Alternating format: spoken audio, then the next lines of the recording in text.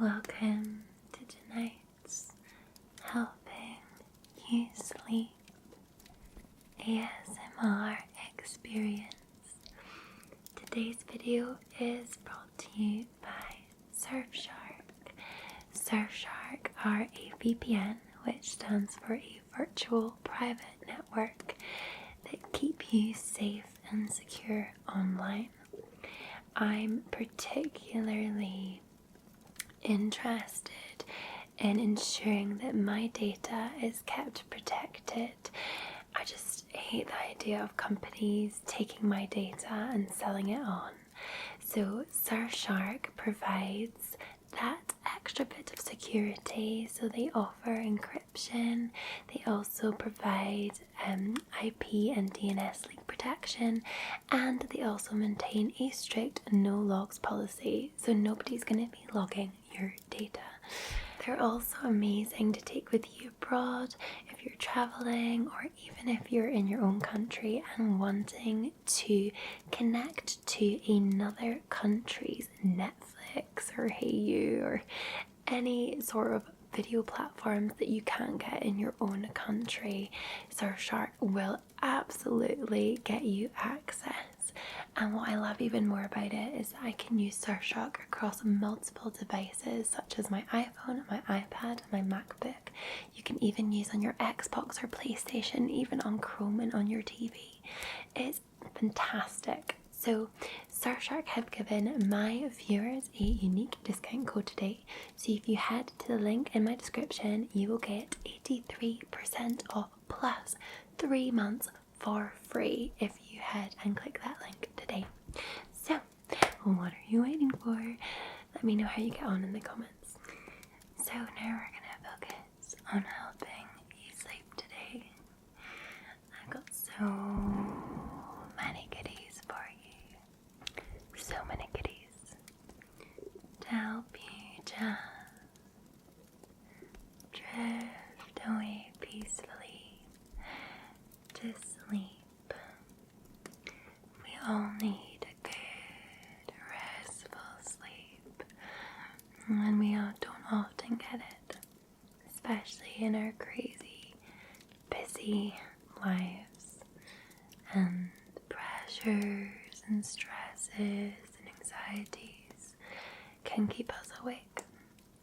So we're gonna just put all of these things aside, okay, and really focus on getting you fast asleep. Alright, so just close your eyes if you would like. You can keep them open too, it's up to you. And we're just going to gently just start by stroking your eyebrows, okay? We're just gonna stroke, and I want you to imagine like I am just touching your eyebrows. There we are. Now today we're going to make you a special sleep face mask as well. So there will be lots of really soothing sounds and textures on your face. So we're just gonna really gently stroke. There we are.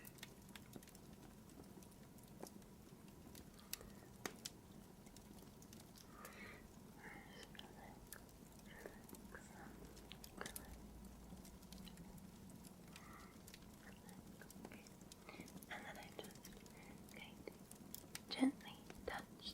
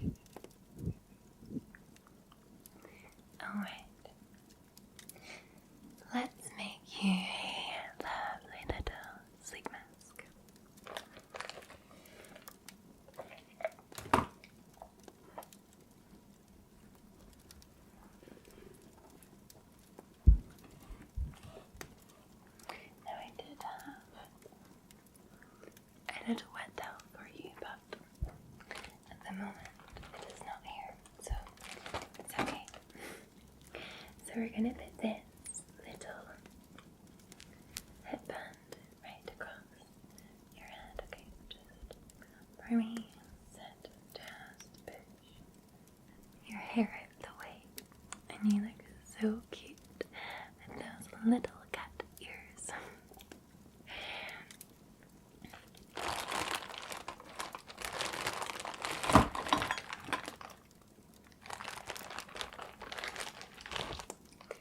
This is going to be your little mixing bowl.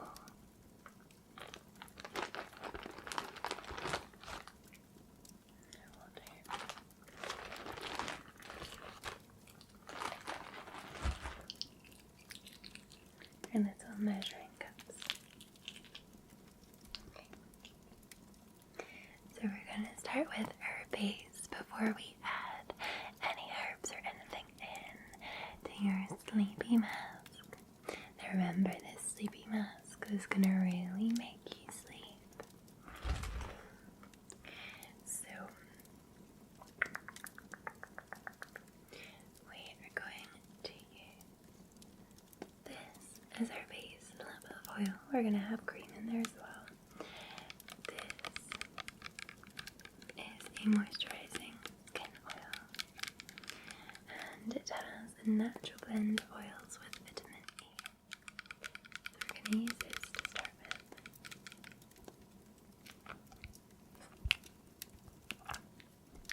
We just want to pop a nice healthy little amount in there. Else keeps moving every time I move the camera. Okay.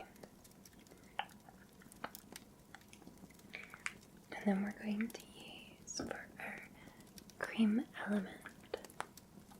We're going to use this delicious rhubarb and rose molten brown cream.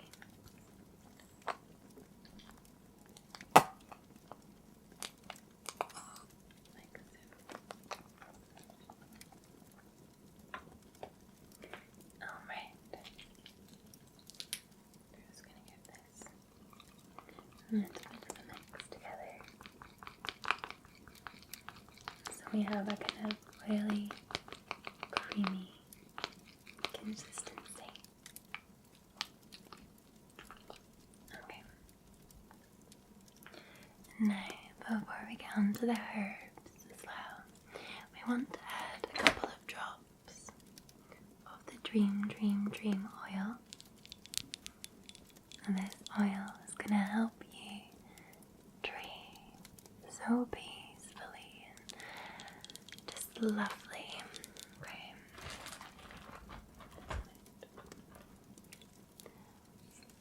And I hope that you do have beautiful dreams today.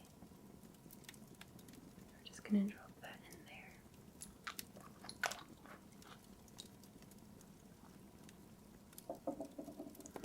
And give this another mix. Like so.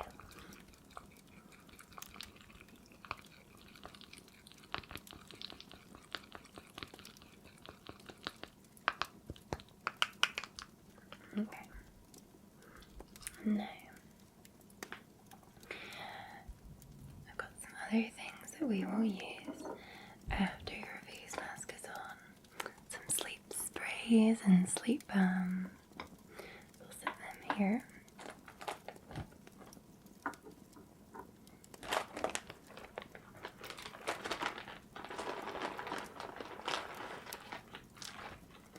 Okay. So what do we have today? We have rose. We have lemon.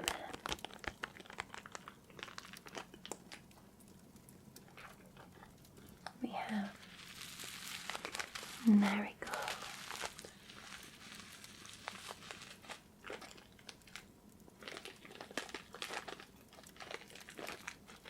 We have assorted dry flower.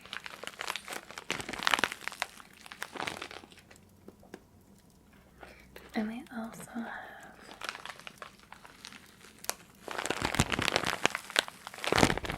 fresh lavender.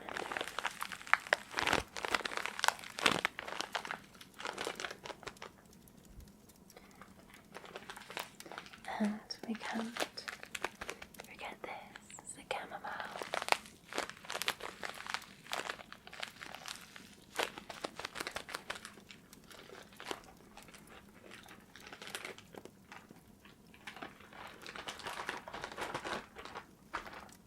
So we're going to add some of these into your sleep mask.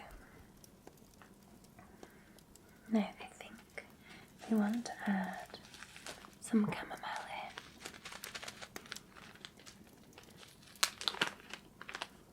So we're just going to get the really little, like so, and we're just going to pop this in, and we'll give that a mix.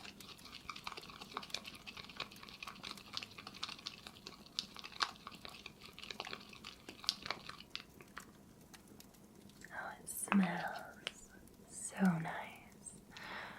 Okay. And I think some of the lavender flowers will pop in, maybe just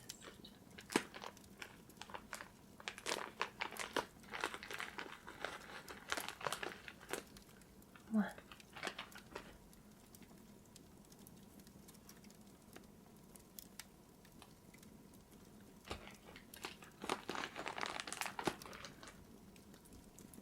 Like so.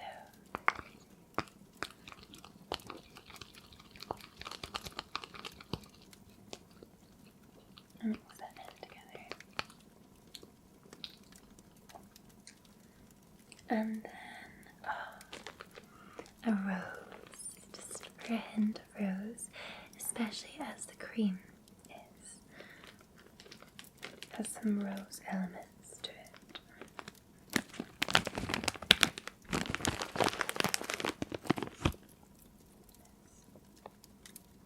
Rosebud. Now I think the flowers, lemon and marigold, will be slightly too awakening a fragrance for today's mask, as we would like you to fall asleep. So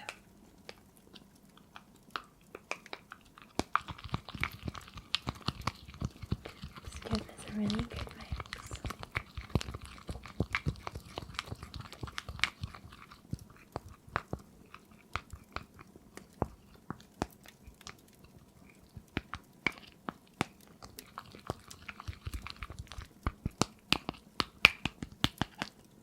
Alright.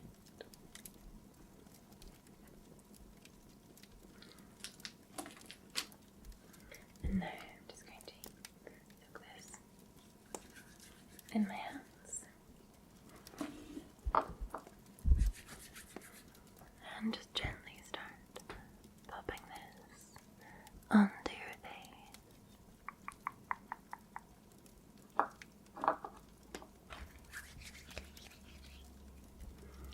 Like so, like so.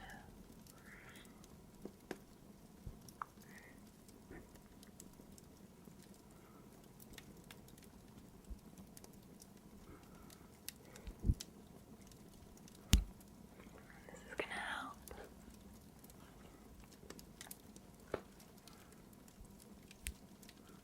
You sleep. And I'll gently wipe it off before you fall fast asleep, okay? A little bit more.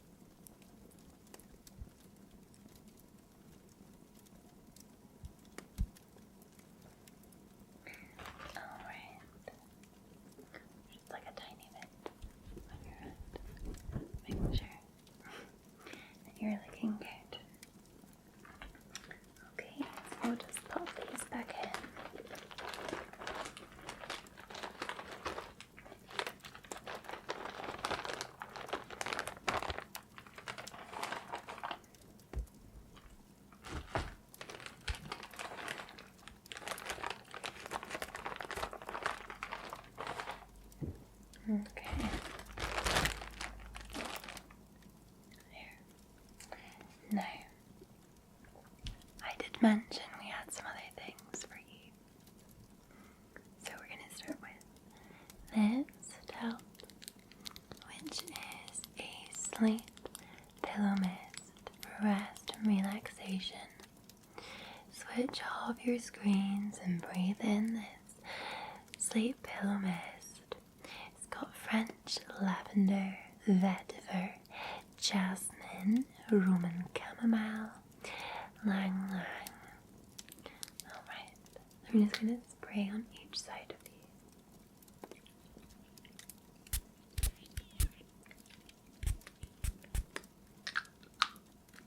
Voila! That smell. Oh, smells so good. I can feel myself calming down already. Alright, so then we have this here. The cheerful mind balm to delight and uplift spirits. So we're just going to do this on your temple just to make sure you have really nice and happy dreams, okay? I'm just going to go with this like this and this like this. I'm just going to massage this like that. There we are. And we also have this Badger Sleep Balm, which calms and soothes and relaxes the senses. So if I can get it open, I'm going to try and I'm going to put it on your forehead.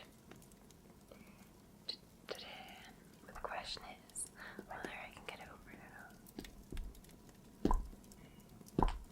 So let's see. We're getting there. There we are. Voila. Okay, so I'm just going to like this and then all the way across your forehead.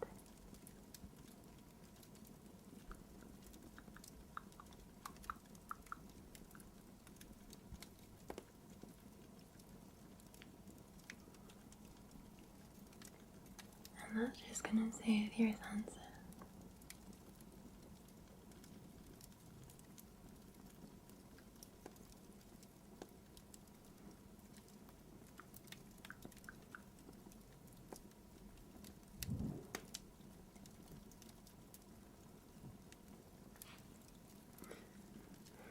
I bet that feels nice. Is it quite cool in your head? That's good. Alright. And then finally we have the breathe deep pulse point. So I'm just going to put this underneath your neck here and also on your wrist. And you're just going to do this for me. It's just going to help you feel good. And it'll help you, if you breathe deeply and get yourself into a deeper state of relaxation, okay? So I'm just going to, underneath your neck, here, and underneath this side, and your arm. Okay, and your other side. Okay, and just as I said, do this. Excellent. Got some on me too. Smells good. And then you can just sit like this and go. You can smell all of these amazing scents. It's really going to help you sleep. It smells so good in here. Which puts us in a perfect little position for a bedtime story. Yes. A bedtime story. Okay.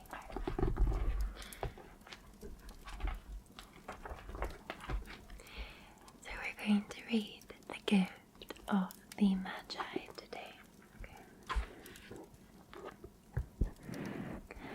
$1.87.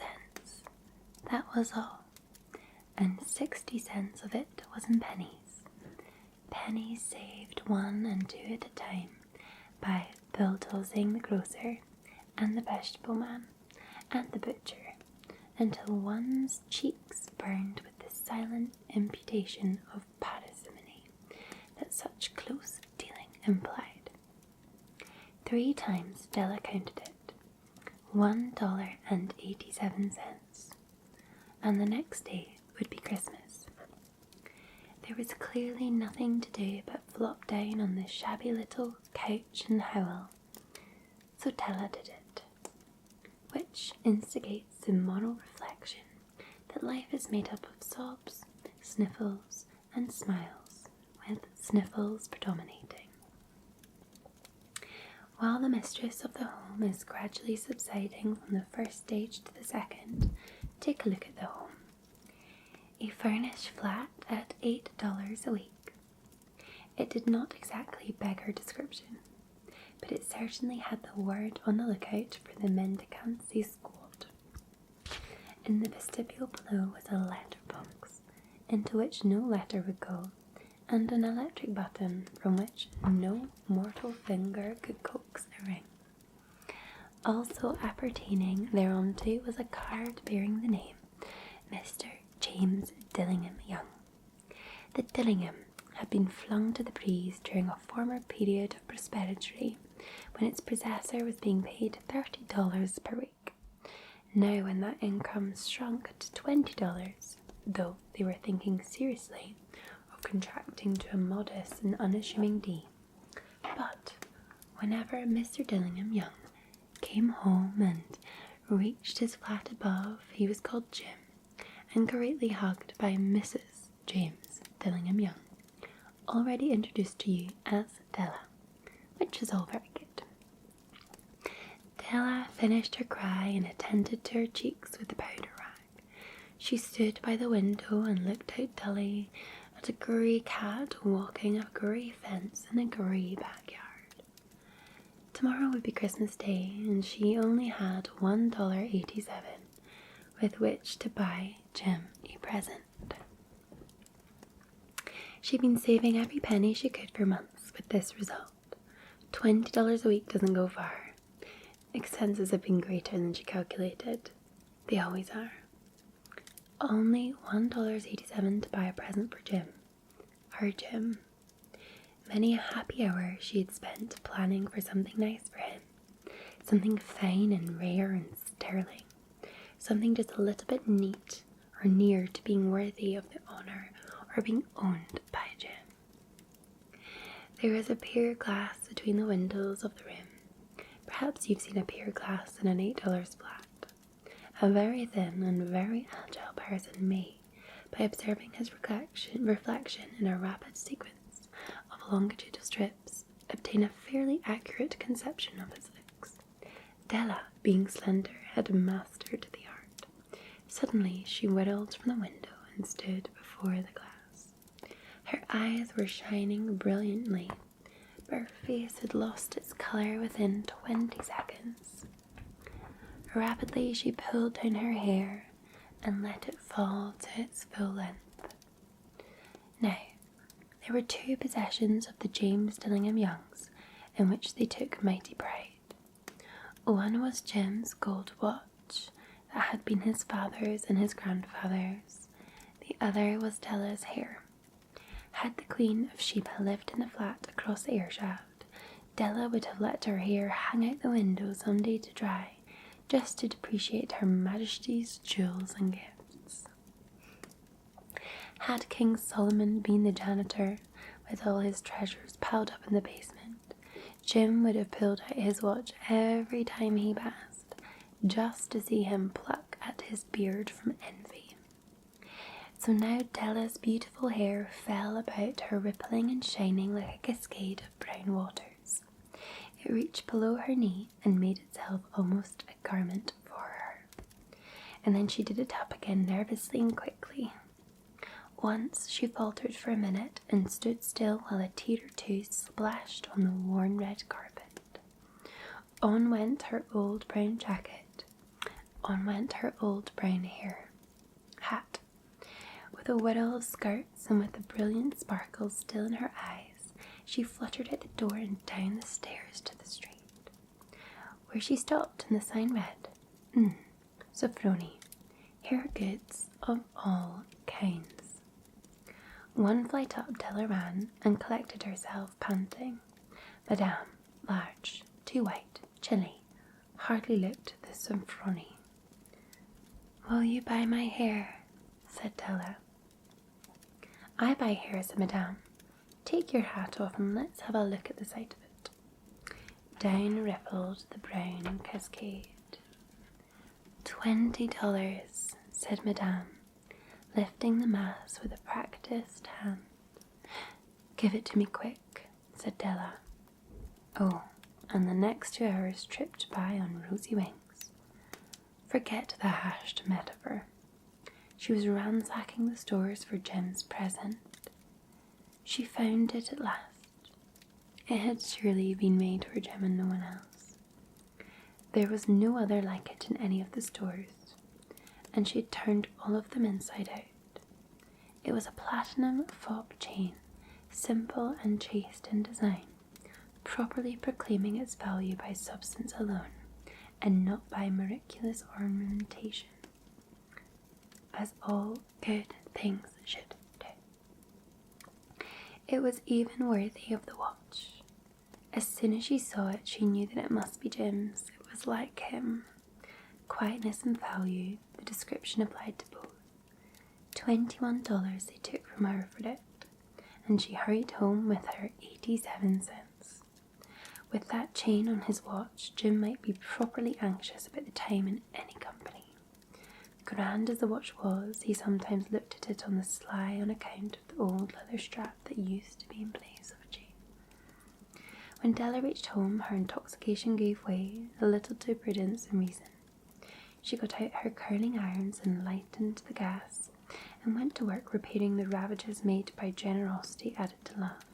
Within 40 minutes, her head was covered with tiny, close-lying curls that made her look wonderfully like a truant schoolboy. She looked at her reflection in the mirror long, carefully and critically. If Jim doesn't kill me, she said to herself, before he takes a second look at me, he'll say I look like a Coney Island chorus girl. But what could I do? Oh, what could I do with $1.87? At 7 o'clock, the coffee was made and the frying pan was on the back of the stove, hot and ready to cook the chops. Jim was never late. Della doubled the fob chain in her hand and sat on the corner of the table near the door that he always entered. Then she heard his step on the stair away down on the first flight. She turned white for just a moment. She had a habit of saying a silent little prayer about the simplest everyday things, and now she whispered, "Please God, make him think I'm still pretty." The door opened and Jim stepped in and closed it. He looked thin and very serious. Poor fellow, he was only 22 and to be burdened with a family. He needed a new overcoat and he was without gloves. Jim stopped inside the door, as immovable as a setter at the scent of quail. His eyes were fixed upon Della, and there was an expression in them that she could not read, and it terrified her.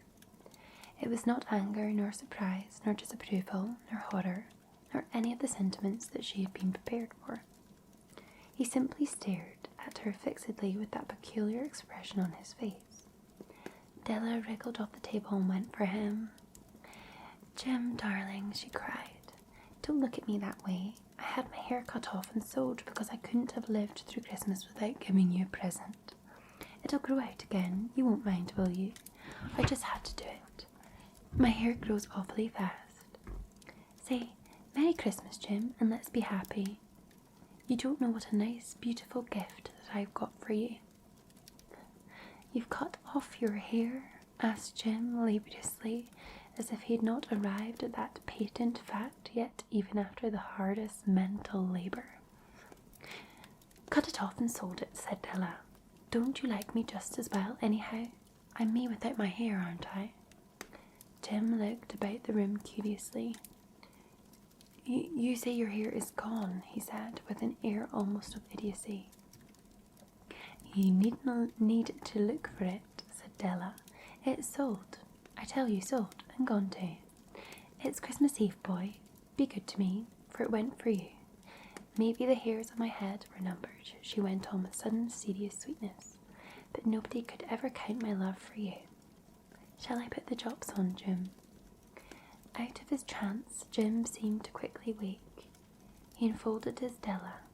For 10 seconds, let us regard with discreet scrutiny some inconsequential object in the other direction.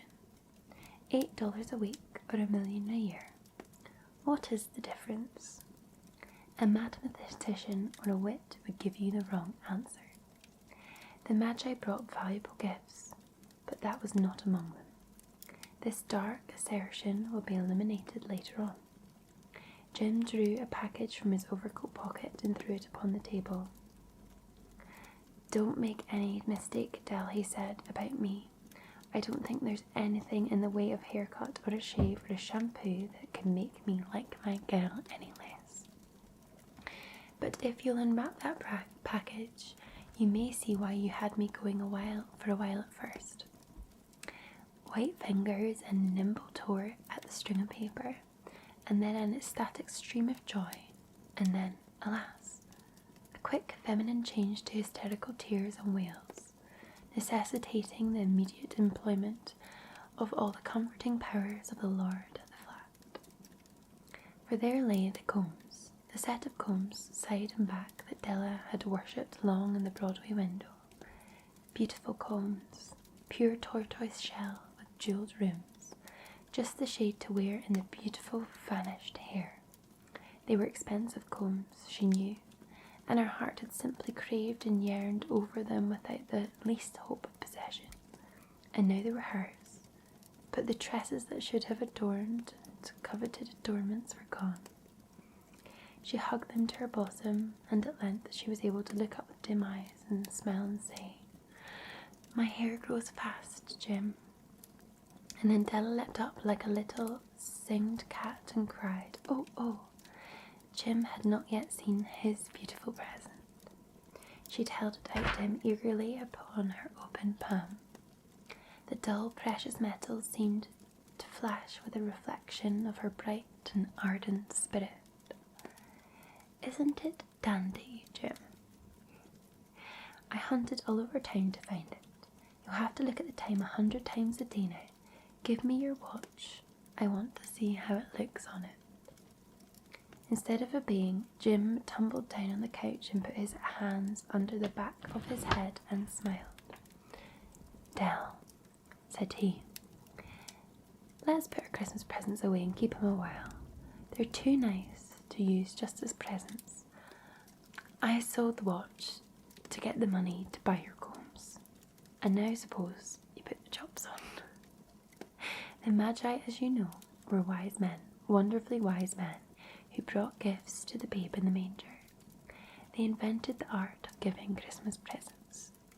Being wise, their gifts were no doubt wise ones, possibly bearing the privilege of exchange in case of duplication. And here I have lamely related to you the uneventful chronicle of 2 foolish children in a flat who most unwisely sacrificed for each other the greatest treasures of their house. But in the last word to the wise of these days, let it be said that of all who give gifts, these 2 were the wisest. Of all who give and receive gifts, such as they are wisest, everywhere they are wisest, they are the Magi. The end. I hope you enjoyed and that you'll go to sleep. So I'm just going to remove